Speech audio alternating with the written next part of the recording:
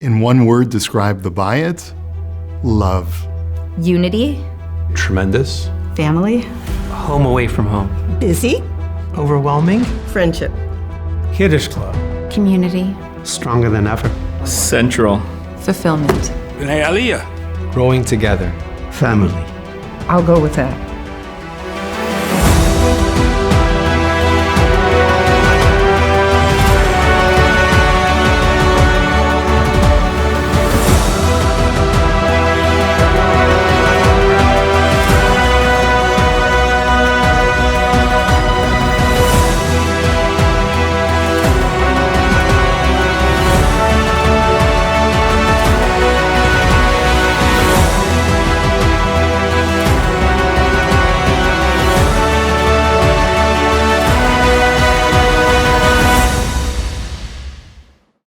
We joined the Bayt in 1982. We joined the Bayt in 1984. We joined the Bayt in 1991. We moved here in 2003 from New York.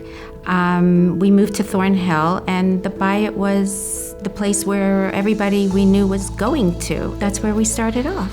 All my friends went to the Bayt, and it was always a big part of my life. I'm pretty sure my bris or my upsherm was probably here. My mom will correct this on screen. My wife and I joined the Bayt in December 1982 to be an integral part in the growth of the people that attend the Bayt. We came here very secular people, but we had an interest in developing ourselves. We felt it would be where we would want to raise our family.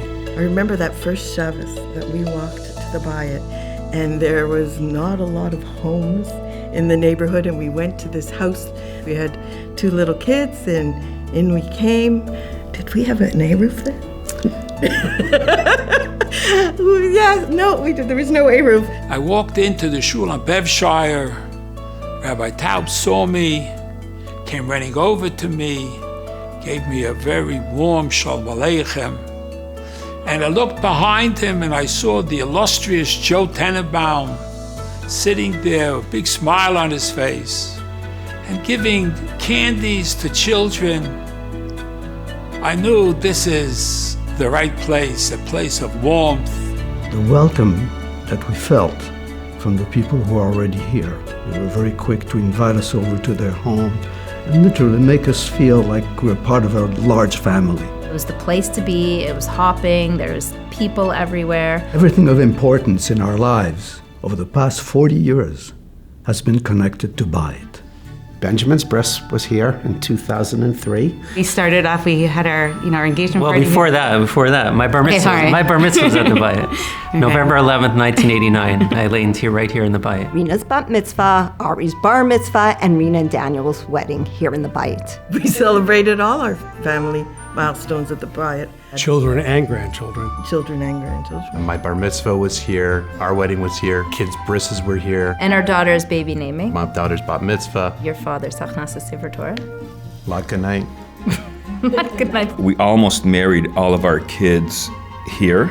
And we would have. We would have the 4th one as well, but there was a limit of 5 people. So we had a backyard wedding with about 20 people.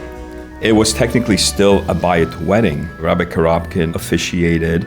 Our son Yoav married into a Bayt family. All you need to do is look at these honorees and see that we have a full gamut of different generations of different ages of people who are so vitally committed as people who are ready to roll up their sleeves at the drop of a hat. Serving as president of the Bayt, it was a real gift and a blessing to be able to learn with Rabbi Karobkin every single day for 2 years. I was treasurer, headed several committees, including the youth committee for many years, and my daily job is as Gabbai at the 830 Minyan. I joined the Sisterhood Executive many years ago. That led to organizing several sisterhood events. David Bernstein and I ran the family minyan, the original family minyan, with Alan Steinfeld and Earl Glitzman. I was involved in the Bayt Sunday Night Hockey. Presently, I am co-chairing the Chesed Committee of the Sisterhood, along with my amazing co-chair, Esty Yeres. I've been involved in the shul since we got here. We formed a sisterhood quite early. In the days of the house, I was actually treasurer of the shul, and I was first vice president of the shul. And I've been president of the Brotherhood for many years. I'm treasurer of the Brotherhood, and I've been very active on the fundraising in the Yanha Bayt. I'm on the Bayt Executive Board as the third VP. I run the Bayt Bat Mitzvah program with Tani Gordon for the last 5 years. I am part of the board. David volunteers at the shul quite a bit. The latest thing that you've been involved with has been the fundraiser for the mikvah campaign. He used to joke that he had held every position available except treasurer, which he wasn't qualified for, and president of the sisterhood.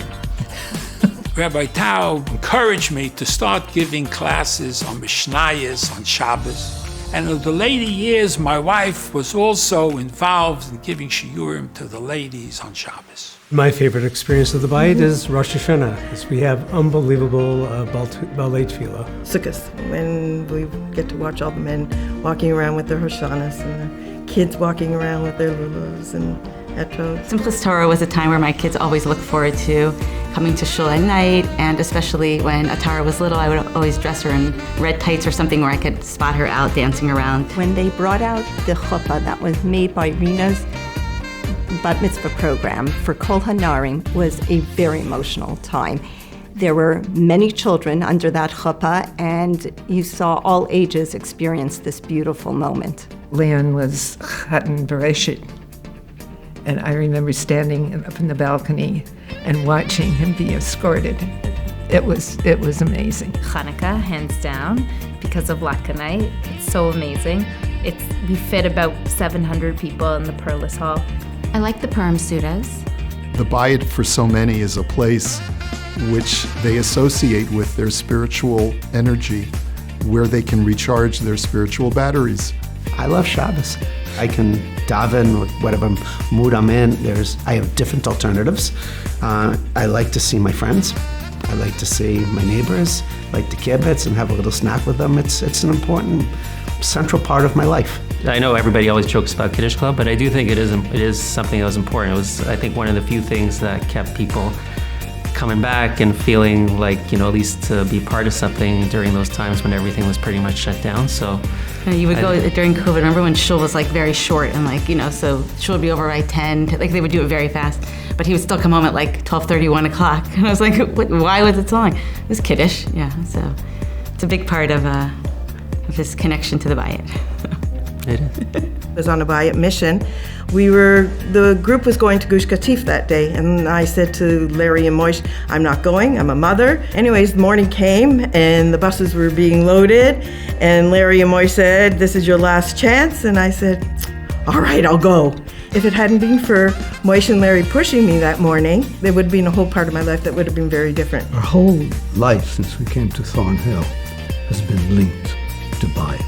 At the Hachnosis Sefer Torah, when we moved from Bevshire to the new building, Glory Cherniak, Olav HaShalom, and Yibod L'chaim, Jack Feintuch was saying Tehillim, Rabbi Tao carried in the Sefer Torahs, and the excitement, the crowd, the singing, with so much vigor and so much life, is something that I remember till this day.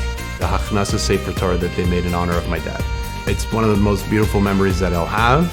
The entire community came together. They marched from my parents' house to the shul, and everyone was so excited about it. I can only say how proud I am of this community and how honored I feel to be a part and having played just a small role in the evolution of this amazing Jewish community. I think of the glory days when I was younger, trying to find a seat in the main shul. You narrowed out the route for all the candy men. You knew exactly who your parents' friends were. You'd go over, you shake their hand, they'd catch up on your school. And that's what I really remember growing up. And we're starting to have my little guy daven next to me in the main shul. And he's starting to find his route and go up to the rabbi and get his candies and his own kibbutzes. Our children are part of this young community, and we see a vibrant continuation, so we're very hopeful that this is something that is going to continue for many years. You told me that when you were growing up, there was nothing north of Steeles. It was just farmland and nothing. So the Bayt is the center of what is Thornhill. It's really, I guess you shouldn't say the shul is a community center, but it really is. There's board meetings happening all the time. It really is my home away from home. As the Mishnah says, Mikol Malamdai Hiskalti, not only teaching Torah, learning myself Torah, teaching Torah to friends and neighbors who have become part of my family. We have to acknowledge the vision of Mr. Tannenbaum, who literally created Jewish Thornhill, and Rabbi Emeritus, Rabbi Taub, who's had a profound influence on the lives of so many families in Thornhill. The Bayt was built as an inclusionary shul community, embracing all Jews, and in Yirtzeh Hashem that should continue until Bias Goel, B'meira v'yameinu, Amen. My bracha is that each and every one of the members of the Bayt should continue to pass on what their grandparents, what their parents, and what they have, and to continue to pass it on to their children for generations to come. This has become a huge part of our lives in 20 years. I think the Bayt's really what was always the anchor of the Thornhill Jewish community and much of the Toronto Jewish community, and I'd like to see that continue and grow. I look forward to more years of growth together with you, my dear friends, and I hope that together we can grow in our service of Hashem and in our knowledge of Torah and our dedication and love for each other. Mazel tov. Certainly we should see more children and more weddings and continued growth in learning and fostering of Jewish life.